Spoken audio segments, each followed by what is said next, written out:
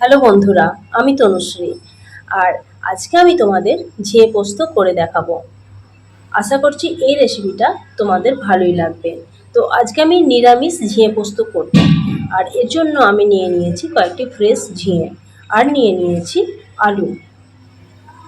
তো at first আমি ঝিঙেগুলো বেশ ভালোভাবে ছাড়িয়ে নেব আর সাইজ মতো করে কেটে নেব আলু আর ঝিঙেটা।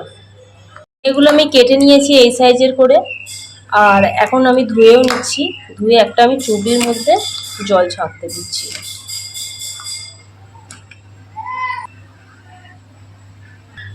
আর আলুটা আমি এই সাইজের করে কেটে নিয়েছি।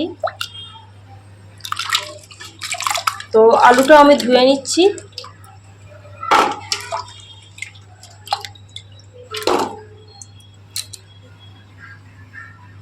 আর এই সবজিটা দেওয়ার জন্য আমি নিয়ে নিয়েছি 4টে টমেটো মাঝারি সাইজের, আর নিয়েছি 10 পিসের মতো কাঁচা লঙ্কা। এতগুলো লঙ্কা কারণ নিরামিষ সবজি একটু ঝাল না হলে ভালো লাগে না। তো এখন আমি টমেটোটা কেটে নেব আর লঙ্কাটা একটু চিরা দিয়ে নেব। আমি গ্যাসটা অন করেছি আর কড়াইতে দিয়ে দিচ্ছি সরষের তেল।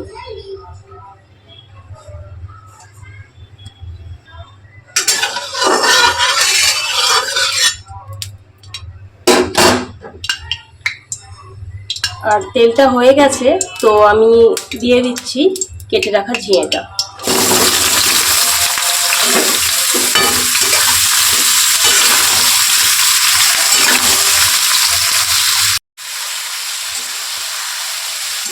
দেখো ঝিঙে থেকে জল ছাড়তে শুরু করেছে।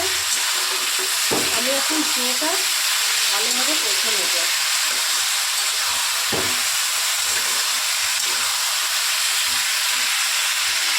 তো ঝিঙেটা আমার কষা হয়ে গেছে আর আমি অন্য একটা জায়গার মধ্যে তুলে রাখছি। আবারও কড়াইয়ের মধ্যে দিয়ে দিচ্ছি সর্ষের তেল আর ফোড়ন হিসাবে ব্যবহার করছি একটা তেজপাতা আর কালো জিরা। আর আলুগুলো আমি এখন দিয়ে দিয়েছি, দিয়ে আলুগুলো কষতে থাকবো।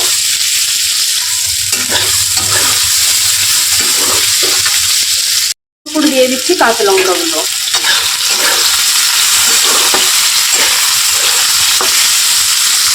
এরপর দিয়ে দিচ্ছি টমেটো কুচি।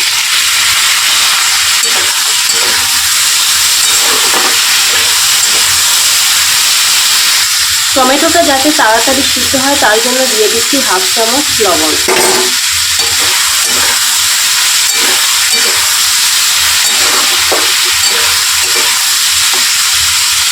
আরও একটা মশলা তৈরি করে নিচ্ছি।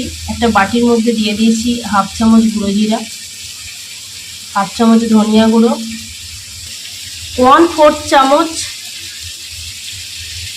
কালো মরিচের গুঁড়ো, হাফ চামচ হলুদ গুঁড়ো আর অল্প একটু জল দিয়ে এটা আমি মিক্স করে নিচ্ছি।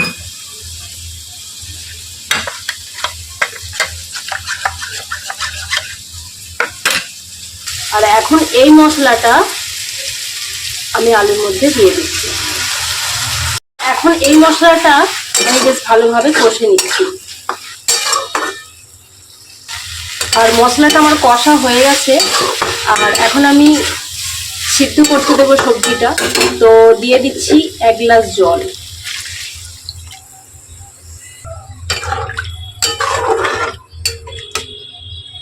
সবজিটা আমি এখন সিদ্ধ হতে দিয়েছি। আর এখন আমি পরিমাণ মতো লবণ দিয়ে দিচ্ছি। আমি এর আগে একবার লবণ দিয়েছিলাম, সেই জন্য লবণের পরিমাণটা এখন পরিমাণ মতোই দিচ্ছি। এটা আমি 10 মিনিটের মতো সিদ্ধ হতে দিচ্ছি। একটা থালা দিয়ে ঢেকে দিলাম। 10 মিনিট পরে আমি সবজিটা খুলে দেখব। আর এখন আমি চুলার আঁচটা মিডিয়াম করে দিচ্ছি। তো ফিরে আসছি 10 মিনিট পরে আর দেখে নিচ্ছি আলুটা কিরকম সিদ্ধ হয়েছে।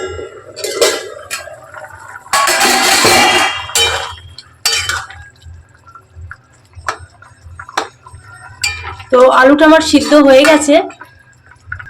আর এখন আমি কষে রাখা ঝিঙেটা দিয়ে দিচ্ছি।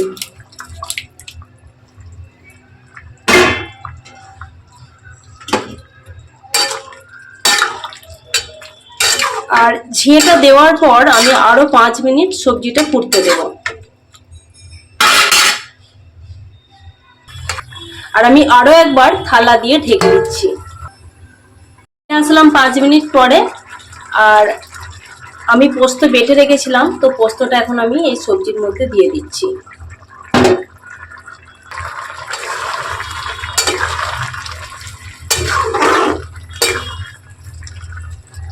তারপর মাত্র 1 মিনিট মতো আমি ফুটতে দিলাম সবজিটা, আর এখন আমার রেডি হয়ে গেছে সবজিটা। তো আমি একটা থালার মধ্যে নামিয়ে নিচ্ছি। তো সবজিটা আমি একটা থালার মধ্যে ঢেলে নিয়েছি। তো বন্ধুরা, আজকের ভিডিওটা তোমাদের কেমন লাগলো? ভালো লাগলে একটা লাইক দিও প্লিজ। আর আমার চ্যানেলে যদি কেউ নতুন হয়ে থাকো তাহলে আমার চ্যানেলটা সাবস্ক্রাইব করো। আর অনেক অনেক ধন্যবাদ এই ভিডিও দেখার জন্য।